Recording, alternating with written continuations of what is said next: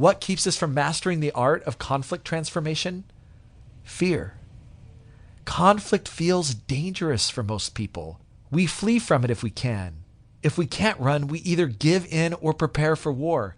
We build walls that protect us from the impending harm, emotional or physical, we fear is coming. Fear of conflict plagues our personal, professional, and societal relationships. Fear of conflict itself. Fear of the people we are in conflict with. Fear of pain. Fear of not being loved or seen the way we want to be seen. Fear that we are woefully unprepared and ill-equipped to handle the problems that beset us.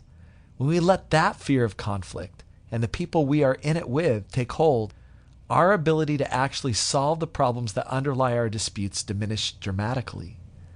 What if we could transform our fear of conflict by learning how to love the people we are in conflict with through the conflict? Yes, love. I think it is the crucial word in transforming conflict. I know love is an odd word to pair with conflict, let alone the pairing of the words dangerous and love. Many people hear the word love and they think soft. However, I'm not talking about romantic love, nor the type of love that actually means like. That's easy love. We all want to live and work with people who love us and whom we like, people who are fun to be around, understand our brilliance, agree with our ideas and dreams, see our potential, and help us on our journey to become the incredible people we ultimately know we can be. But when conflict enters our relationships, easy love makes a run for it.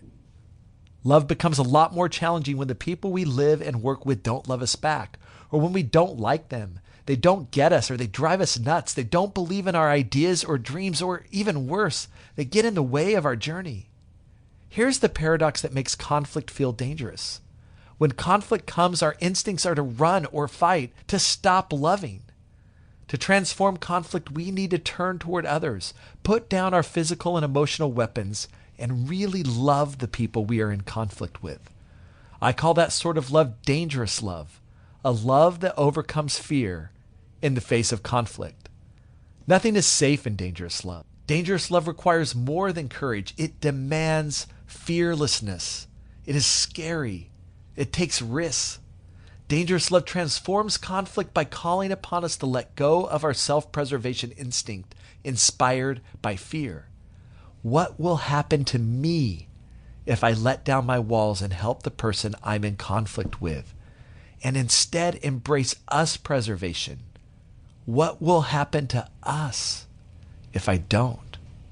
It calls upon us to be vulnerable enough to open ourselves up with no guarantee that the person or people on the other side of the conflict will do the same. It asks us to be the first to turn toward the people we are in conflict with. Dangerous love is a love that allows us to see the humanity of others so clearly that their needs and desires matter as much to us as our own, regardless of how they see us. It is the opposite of easy love.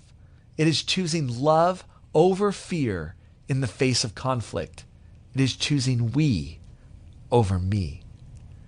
Dangerous love is remarkably effective in transforming our conflicts because it creates space for us to truly see the people we are struggling with.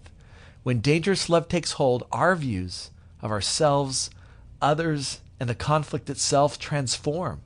We no longer see enemies or others. We see us. That is the level of care and concern toward the people we are in conflict with needed to solve the most difficult, intractable challenges we face in life. That is the type of love needed to mend relationships in our families, overcome gridlock in the workplace, solve for deep polarization in our communities and countries, and collaboratively engage in problem solving with our adversaries internationally.